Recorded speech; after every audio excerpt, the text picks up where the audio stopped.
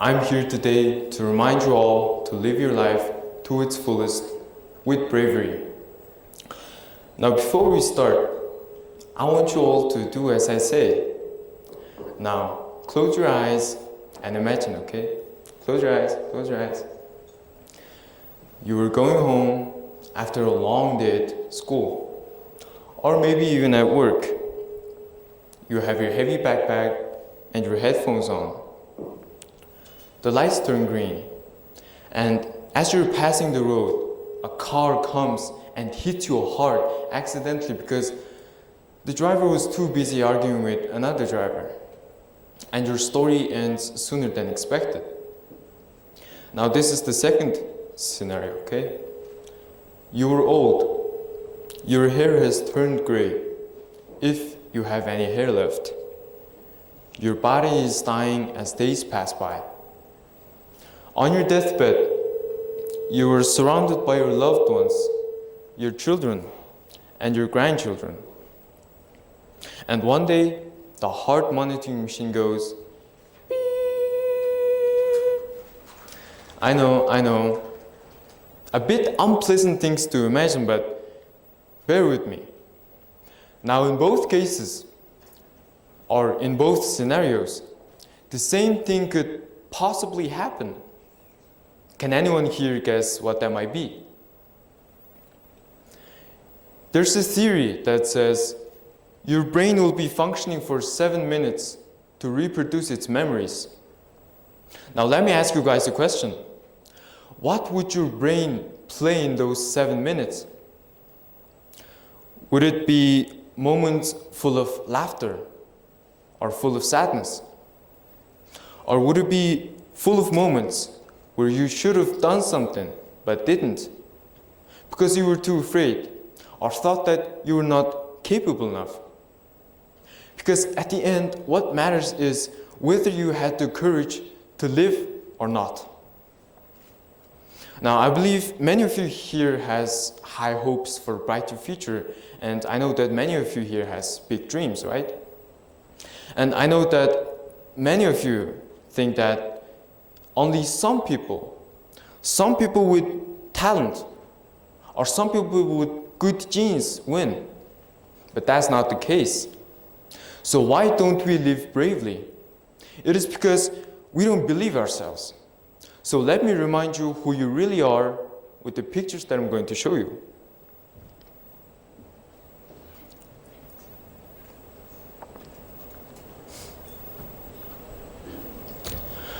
Us, Mongolians, we have survived extreme climates and weather for thousands of years. Those being continental climate. Continental climate means we are very far away from the ocean, and oceans normally stabilize the weather.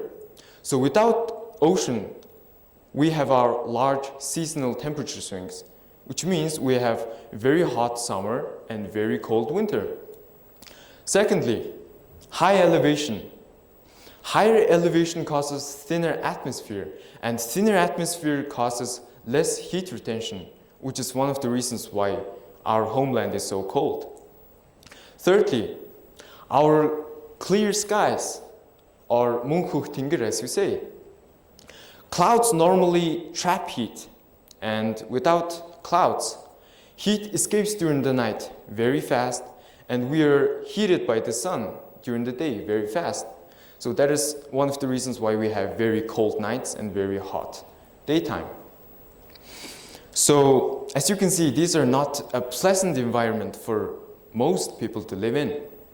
So our ancestors have adapted to these very uncomfortable climate by having complementary physical traits, such as we have more body mass, we have more red blood cells, and we have shorter limbs relative to our torso. Not just biological, but also cultural strategies have been developed by us. Those being living in girs or yurts, having a high-calorie diet, mainly consisting of meat, and also our nomadic lifestyle. Does all of this information connect the dots in your heads right now? We are the descendants of these literal geniuses of adaptation who adapted through these many uncomfortable and challenging climate. If we come from this, then why do we still doubt ourselves? Now, I would like to share you guys my own bit of story. Ever since I was little, during every summer break, my parents would send me off to my father's homeland, Hangal. Now, as a kid, I used to hate going to Hangal because it was far away, they had no TV, I couldn't play video games, and I had to take care of my little siblings. Now, even though my father's homeland was beautiful, it was also very harsh and unforgiving.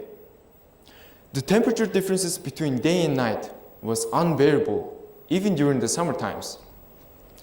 It was so cold that I could see the steam coming from my mouth while I was shivering trying to put on my cold clothes in the morning. For a primary schooler, it was all uncomfortable. However, for my cousins who were about my age, they were so used to this discomfort that they had no problems getting up and putting on their cold clothes every single morning. Now, it was there when I learned a lot of things, because the little brains of the little me had no idea that my parents were trying their best to teach me discomfort, bravery, and the ways of the nomadic lifestyle. It was there when I learned how to herd the sheep. It was there when I learned how to ride a horse. And it was in Hangai where I improved my eyesight. Now, I believe many of you here has little siblings, right? And those who have little siblings know just how challenging it is to take care of those little gremlins. Well, I took care of my 3 little siblings in Hangai all by myself. And boy, it was very challenging, and don't get me started on the things I had to do there. I had to survive and adapt to these very challenging and very uncomfortable situations.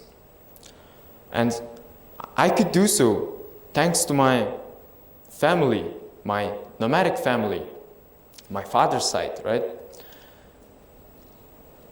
They were so brave and so disciplined, thanks to the ways of nomadic life and Mongolian wisdom. And I learned a lot from them, actually. I learned that if we are brave enough, and if we put our mind into something, we can achieve literally anything we want. Now, furthermore, Mongolians are known to the world for our historical achievements too. In the 13th century, Genghis Khan ruled and conquered one of the biggest empires known to mankind.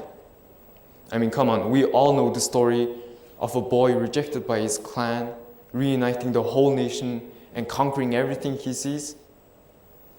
History shows us what courage and belief could do.